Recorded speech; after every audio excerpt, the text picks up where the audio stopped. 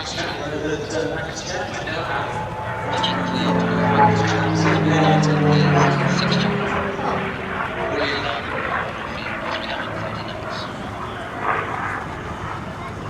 Setting up now. And it's great to see so Mark's had a busy day. He had to open this very early this morning, flying this very beautiful on the wing of the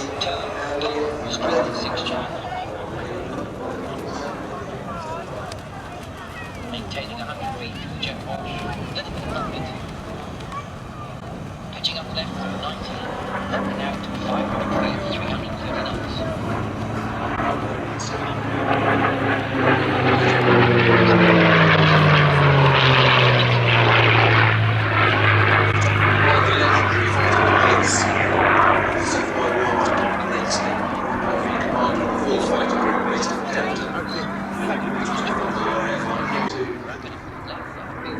When they started, they were quite fast.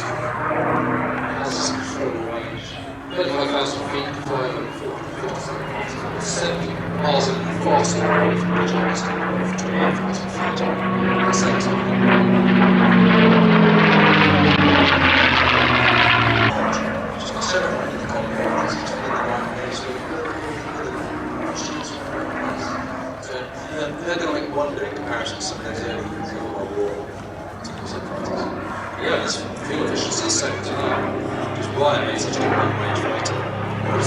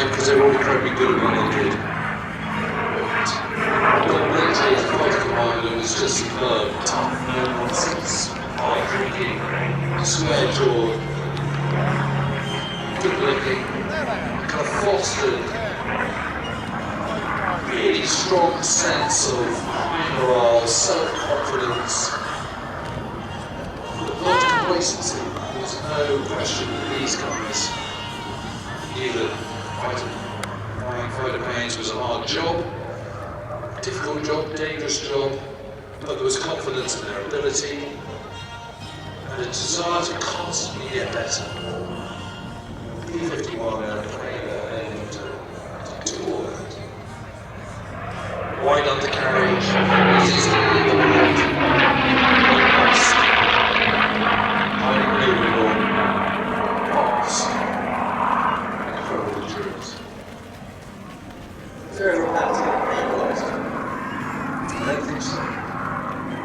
You know, the naval planes were doing very nice to fund people. Without any converts, not naval planes.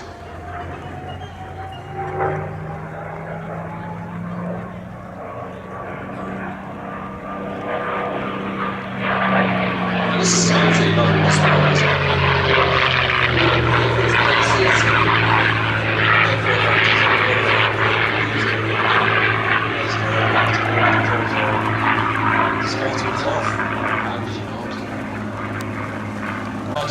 You've got the bomber crews absolutely struggling, decimated. Odds stacked against you getting through your 25 missions and more. The contrast with the fighter groups couldn't quite have been greater.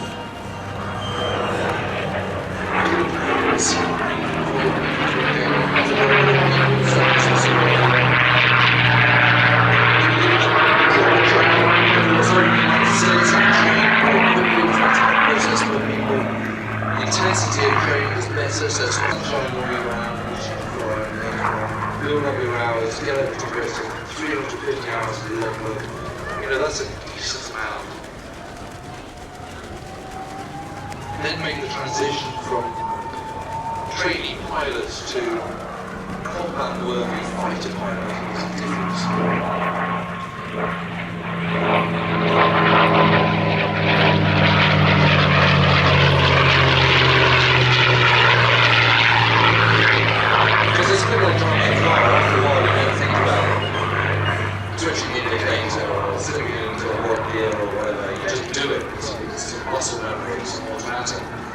As a fighter pilot, that's the situation when you fly the plane. You don't have to think about flying the plane, you just want to do it. It means you can then concentrate on the difficult role of actually being a fighter pilot, a combat pilot, shooting down the enemy and also making sure you can control themselves. Difference.